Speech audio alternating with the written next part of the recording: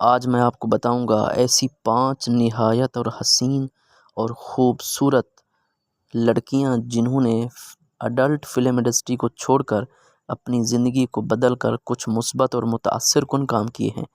آپ اس 1 سے 2 منٹ کی ویڈیو کے لیے ان میں سے 5 کا انتخاب کر سکتے ہیں۔ پہلی ہے ساشا گرے، اصل نام ہے ان کا مارینا این ہینٹزز۔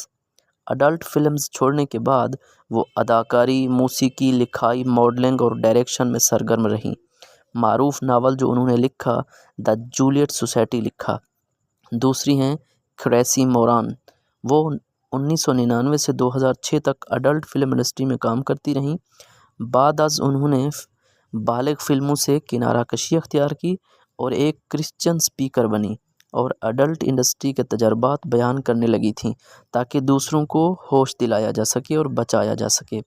تیسری ہیں شیلی لوبن، سٹیج نیم روکسی کے تحت اڈلٹ انٹرٹینر رہیں، پھر بائبل مسیحیت اختیار کیا، موٹیویشنل سپیکر اور ایکٹیوسٹ بن گئی۔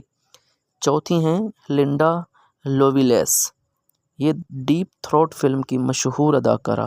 بعد میں انہوں نے اپنی زندگی کے تجربات اپنی آٹو بایوگرافی میں بیان کیے، ابیوزو حالات کا ذکر کیا اور اینٹی پورنوگرافی موقف اختیار کیا۔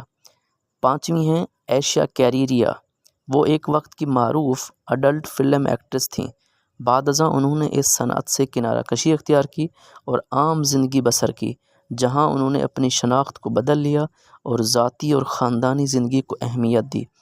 آپ بتائیں کہ آپ نے پہلے بھی ان کے بارے میں سنا تھا، کیونکہ یہ اپنی زندگی کے حالات کو بیان کرتی تھیں اور لوگ ان سے متاثر ہوتے تھے کہ کوئی اس حد تک جا کر بھی اپنی زندگی کو بدل سکتا ہے۔ تو جی ہاں، انسان جس سٹیج پہ بھی پہنچ جائے وہاں سے پلٹنے کا راستہ موجود ہوتا ہے، انسان واپس پلٹ سکتا ہے اور خدا کی طرف آ سکتا ہے اور توبہ کر سکتا ہے۔